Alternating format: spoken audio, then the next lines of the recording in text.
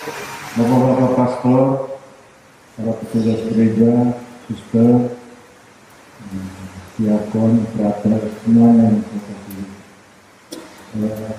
Kita mengawali kegiatan 5 hari Pak, sampai dengan 16 ini dengan mohon penyertaan Tuhan pada pembukaan. Kalau kita membaca Alkitab, penyertaan Tuhan, atau Tuhan menyertai orang-orang, itu bukan gagasan, itu kenyataan. Yang paling menonjol itu kalau membaca Mazmur, itu semua tanggapan para pemazmur mudah-mudahan mewakili kita. Tuhan, karena Tuhan tidak menyertai, atau syukur karena Tuhan menyertai. Yang paling gampang mengenai penyertaan Tuhan, kalau kita lihat keseluruhan kitab Perjanjian Baru, itu kan jelas bingkainya itu adalah penyertaan Tuhan.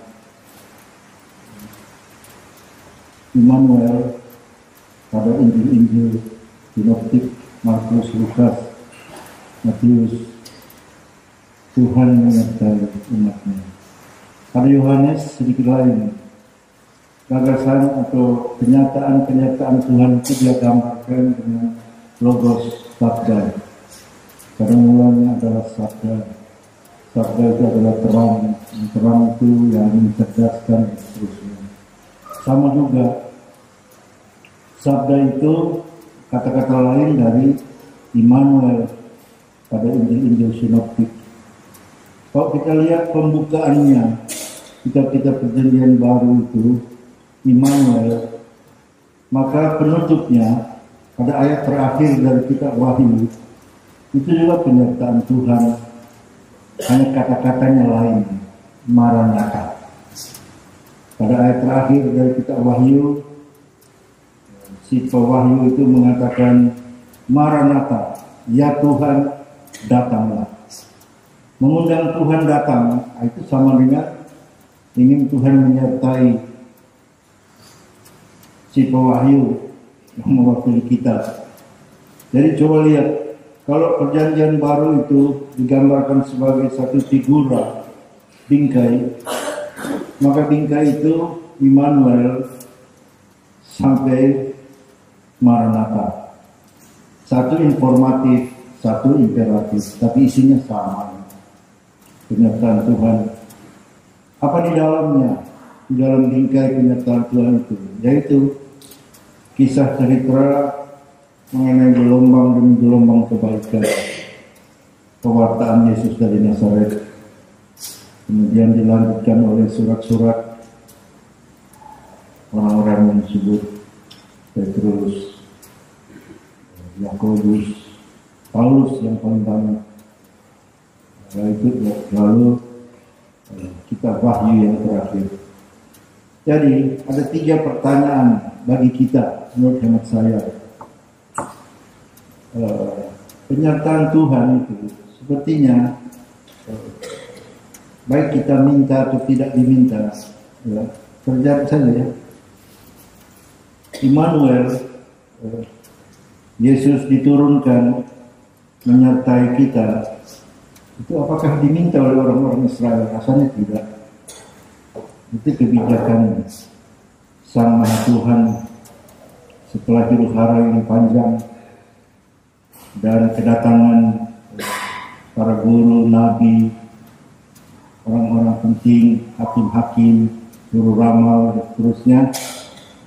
Pada akhirnya datanglah Putra Allah sendiri untuk menyertai kita. Jadi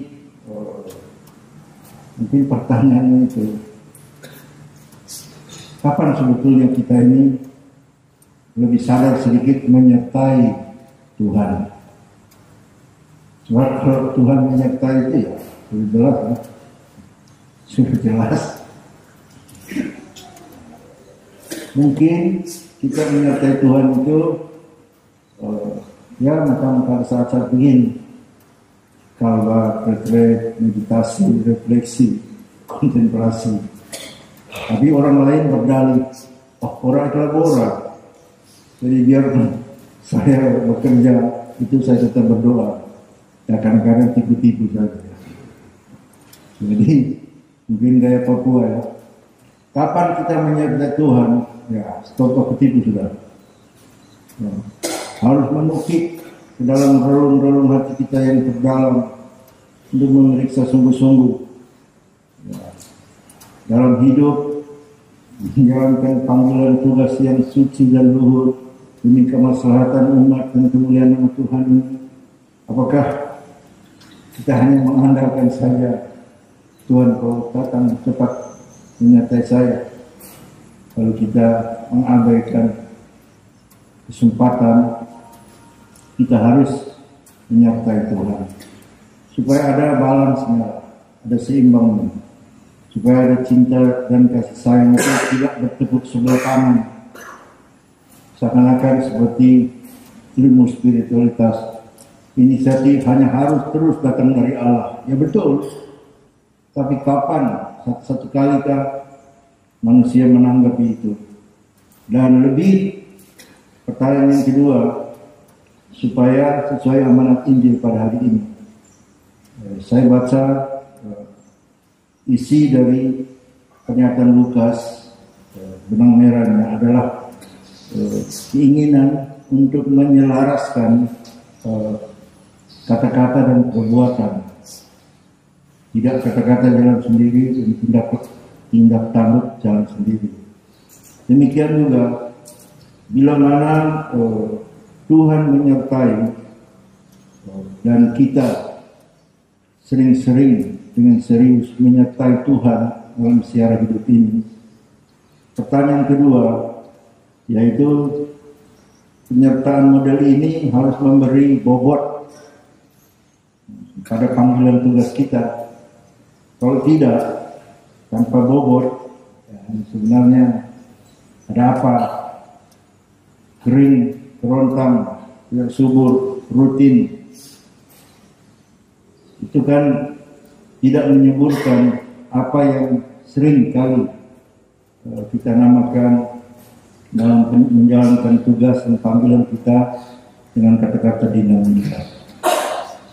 Seperti tidak ada naik turunnya, seperti laju saja, begitu saja. Dan pertanyaan terakhir, kalau ada bobot, bagaimana bobot itu dipertahankan konsistensi dari penyertaan Tuhan yang kemudian membuat kita juga menanggapi dengan sebaik-baik, menyertai Tuhan dalam perjalanan Tuhan dan kita. Lalu bobotnya juga harus ada, tapi bobot ini mari kita pertahankan. Rekan-rekan sekalian, hari-hari ini dalam misa harian, bacaan-bacaan pertama kebanyakan diambil dari surat Galatia dan surat Paulus yang kedua kepada Timotius. Surat Galatia, konon itu juga dari Paulus, dan 2 Timotius isinya sama. Itu surat yang keras sekali.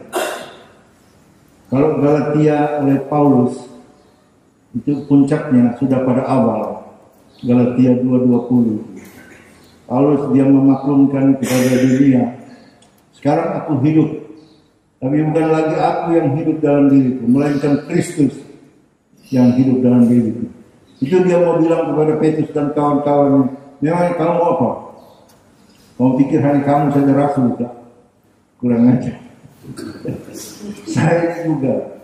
Dan kita lihat yang perjalanan Paulus, kecuali perjalanan Yesus di Alkitab, dilukiskan 4 perjalanan Paulus di Asia Kecil. Luar biasa ya. Ya, kalau kita sekarang jalan-jalan kaki sedikit mengeluh-mengeluh dalam pastoral, aduh, harus baca baik nih, Paulus. Begitu juga nasihat dia kepada Timotius. Timotius itu menurut kronologi dia lebih dulu pengikut Yesus daripada Saulus. orang barbar yang mengejar-ngejar sampai terpelanting dari keledai dan bertobat menjadi Paulus. Tapi biarpun Timotius lebih malu mengingatkan dia, dan kata-katanya seperti juga bacaan Galatia pada hari ini, vulgar semuanya, luar biasa. Tapi fundamentalisme seperti itu, ya rekan-rekan sekalian, barangkali dibutuhkan, terutama untuk mengentalkan apa yang kita namakan sebuah disposisi batin, untuk kekuatan batin, tidak terutama untuk detak sambal. Dan kita percaya saja, kalau Paulus dengan keyakinan teguh, Galatia 2:20, Kristus yang hidup sekarang dalam diriku, dan memberi nasihat-nasihat yang bagus-bagus kepada Timotius seniornya, menurut hemat saya dia sudah melaksanakannya sendiri. Jadi itulah apa-apa yang keluar dari dalam lubuk hati sebagai cerminan kesejalanan dari tindak tanduk baik Timotius maupun Paulus, dan mudah-mudahan kita. Maka kita bersyukur atas kesempatan ini yang mengumpulkan semua orang-orang yang terlibat untuk memajukan persekutuan Timika yang kita cintai ini.